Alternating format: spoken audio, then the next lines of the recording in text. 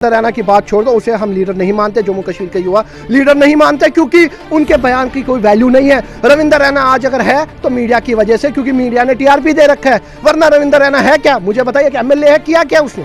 क्या किया रविंद्र रैना? हम उसके झूठी वादों पे चल रहे हैं। वो हमें आश्वासन दे रहा है वहाँ डेली वेजर्स के जाके, वो कोई मुझे बताइए हमारा खुदा है? यहाँ के डेली वेजर्स या जितने लोग हैं जाते हैं रविंद्र रैना के पास, वो क्या करेगा मुझे बताइए? उसकी यहाँ चलती नहीं है, कोई सुनता नहीं है। सेंटर के लीडर जो है वो धक्के मार के निकालते हैं इनको, इनकी कोई सुनता नहीं है। मुझे बताइए, ये डॉक्टर जितेंद्र सिंह से मुलाकात तक नहीं कर पाते, ये क्या बताएंगे रविंद्र रैना? करप्शन जितने भी लीडर है ना ये भाजपा के, उनका सरदार है वो, इनका सरदार है, उस्ताद उनका वो है, क्योंकि जिसको बार बार बोल के भी वो बहरा बंदा है, जिसको बार बार बोल के भी जम्मू कश्मीर के युवा कि भाई ये गलत हो रहा है, भाई ये गलत हो रहा है, वो फिर भी चुप है। उसको खाली इनाग्रेशन करनी है, मुझे बताइए, उसको खाली राजभवन से इनाग्रेशन करना है, इनाग्रेशन, उसको युवाओं की कोई पड़ी नहीं है। चंद रोज़ पहले जम्मू कश्मीर में प्रॉपर्टी टैक्स को लागू कर दिया गया है और इसकी वजह से काफ़ी ज़्यादा लोग परेशान हैं। पॉलिटिकल पार्टीज़ के लीडर्स बयानात दे रहे हैं। इसी मुद्दे को लेकर हमारे साथ बात करने के लिए मौजूद है इंजीनियर ऋषि केलम, जो कि एनसीपी के नेशनल स्पोक्स पर्सन है। इनका इस बारे में क्या कहना है, इनसे बातचीत करके जानने की कोशिश करते हैं। सबसे पहला सवाल सर, जिस प्रकार से जम्मू कश्मीर को एक टेस्ट लेबॉर्ट्री की तरह देखा जा रहा है, जब भी कोई चीज़ टेस्ट करनी हो तो उसे पहले जम्मू कश्मीर में किया जाता है। जिस तरीके से पहले हमने डिमोलेशन देखा, अब हम देख रहे हैं प्रॉपर्टी टैक्स। इस हवाले से एनसीपी का क्या स्टैंड है? देखिए, सबसे पहले मैं ये कहना चाहता हूँ, जब 370 हटने की बात आई, 370 इन्होंने हटाया, एनसीपी ने ये सोचा कि चलो कोई बात है, अगर जम्मू कश्मीर में नया जम्मू कश्मीर बनेगा, जो भाजपा कह रहे हैं, डेवलपमेंट होगा, रोजगार मिलेगा, सब कुछ, सबने साथ दिया। चाहे वो जम्मू कश्मीर के लोग हैं, सबने चलो अपोजिशन की, लेकिन फिर भी सबने सोचा क्या पता कुछ तरक्की हो। लेकिन बड़े अफसोस से कहना पड़ रहा है कि जो 70 साल पहले जम्मू कश्मीर था, आज वो उससे भी बदतर हो चुका है, क्योंकि भाजपा की जो रणनीति है, भाजपा की जो लीडर्स है, उन्होंने जम्मू कश्मीर को तबाह कर रखा है। उन्होंने जम्मू कश्मीर में एक ही चीज़ किया कि कैसे जम्मू कश्मीर के लोगों को जो है सांस घोट के यहाँ रखना है। उनकी ज़मीनें छीन रहे हैं, उनका हक छीन रहे हैं, उनकी नौकरियाँ छीन रहे हैं। आखिरकार क्यों? लेकिन मैं कहीं ना कहीं ये बताना चाहता हूँ, आज जो ये हमारी हालत है, चाहे प्रॉपर्टी टैक्स से चल, ये कहीं ना कहीं हम लोग जिम्मेदार हैं। क्यों? क्योंकि हमने भाजपा का साथ दिया, जो मतलब हमने यकीन किया भाजपा पे, जम्मू कश्मीर के इनोसेंट लोगों ने यकीन किया। आज हमारे देखिए कश्मीर के कुछ जयचंद, कुछ गद्दार नेता है जो भाजपा के साथ है, जो कश्मीरियों को गुमराह कर रहे हैं कि नहीं जी भाजपा, नरेंद्र मोदी जी तरक्की करेंगे, नरेंद्र मोदी जी अच्छा दिन लाएंगे हमारे लिए। क्या लाया? आज मुझे बताइए, हमारे पास है क्या? ना जॉब है, ना ज़मीन है, ना घर है, ना कुछ। अब घर था वो भी प्रॉपर्टी टैक्स किराए के मकान की तरह रख दिया इन्होंने। आखिरकार अगर हम 7% जीएसटी दे रहे हैं, अगर हम 7% टैक्स दे रहे हैं घर के लिए, अगर हम सब कुछ दे रहे हैं प्रॉपर्टी के लिए, अब कौन सा टैक्स है? मुझे बताइए, किस बात का टैक्स देंगे? ये नहीं चलेगा, ये गुंडागर्दी नहीं चलेगी, ये सरासर गुंडागर्दी है। जैसे अमित शाह और नरेंद्र मोदी ने गुजरात में गरीबों को हरासमेंट किया था, वहाँ धमकाया था, वही वो कह रहे हैं कि जम्मू कश्मीर में भी हम करेंगे, लेकिन ये नहीं चलेगा। आज जम्मू कश्मीर के नौजवानों से मैं बताना चाहता हूँ उनको कि आपकी नौकरी तक आपकी नहीं है। आज आप किसी भी डिपार्टमेंट में चले जाइए, वहाँ यूपी बिहार का बंदा आपको मिलेगा, वहाँ दूसरे स्टेट का बंदा आपको मिलेगा। हमारी नौकरी कहाँ है? यहाँ के रोजगार का है? कश्मीर यूनिवर्सिटी चले जाइए, सारा स्टाफ वहाँ बाहर का है। कश्मीर का क्या युवा डिजर्व नहीं करता था? जम्मू यूनिवर्सिटी, शेर कश्मीर यूनिवर्सिटी, हर जगह चले जाइए बाहर का स्टाफ है। एयरपोर्ट चले जाइए, रेलवे स्टेशन चले जाइए, बाहर। तो आखिरकार जम्मू का नागरिक कहाँ जाएगा? टूरिज्म में भी जो डिपार्टमेंट में लगे वो भी बाहर के हैं। तो जम्मू कश्मीर का नागरिक कहाँ जाएगा? जम्मू कश्मीर का युवा कहाँ जाएगा?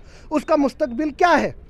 सर, एलजी मनोज सिन्हा का एक बयान आया है जिसमें उन्होंने कहा है अगर जम्मू कश्मीर की आवाम आईफोन ले सकती है, इंटरनेट सर्फिंग करने के लिए पेमेंट कर सकती है, तो प्रॉपर्टी टैक्स क्यों नहीं? देखिए, एलजी मनोज सिन्हा जो है वो करप्शन जितने भी लीडर है ना ये भाजपा के, उनका सरदार है वो, इनका सरदार है, उस्ताद उनका वो है, क्योंकि जिसको बार बार बोल के भी वो बहरा बंदा है, जिसको बार बार बोल के भी जम्मू कश्मीर के युवा कि भाई ये गलत हो रहा है, भाई ये गलत हो रहा है, वो फिर भी चुप है। उसको खाली इनाग्रेशन करनी है, मुझे बताइए, उसको खाली राजभवन से इनाग्रेशन करना है, इनाग्रेशन, उसको युवाओं की कोई पड़ी नहीं है। आज हमारे डेली वेजर भाई सड़कों पे है।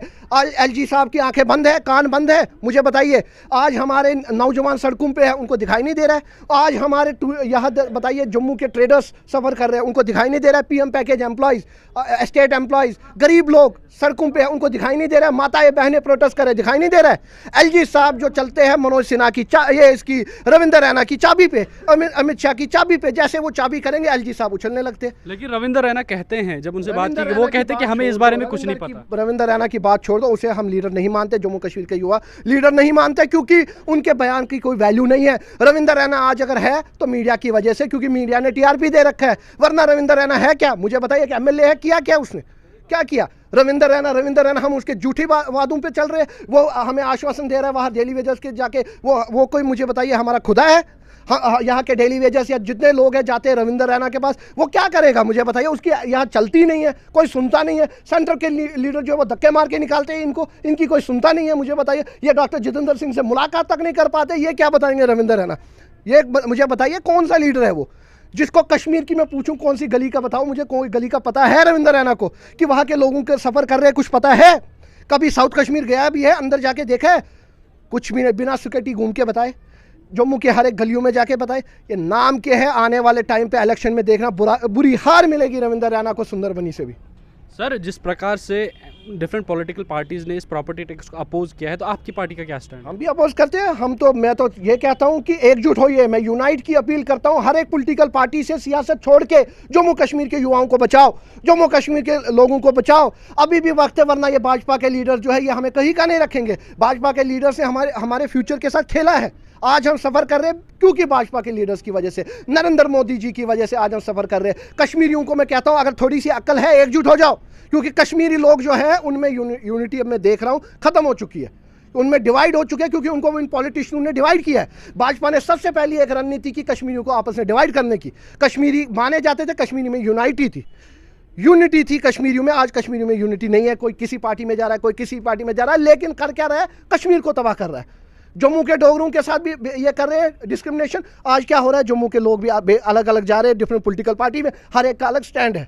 लेकिन मैं उनको कहता हूं एकजुट होइए अगर जम्मू कश्मीर को बचाना है, वरना टुकड़े करने हैं तो डिफरेंट पार्टी में चले जाइए। डिफरेंट जो आप भाजपा कर रहे हैं वो करो। अगर जम्मू कश्मीर को बचाना है, चिनाब वैली को बचाना है, रजौरी पुंछ को बचाना है, कश्मीर को बचाना है, तो एकजुट होइए, एक प्लेटफॉर्म पे आइए और भाजपा को बाहर फेंकिए लखनपुर पार और करारा थप्पड़ मारिए।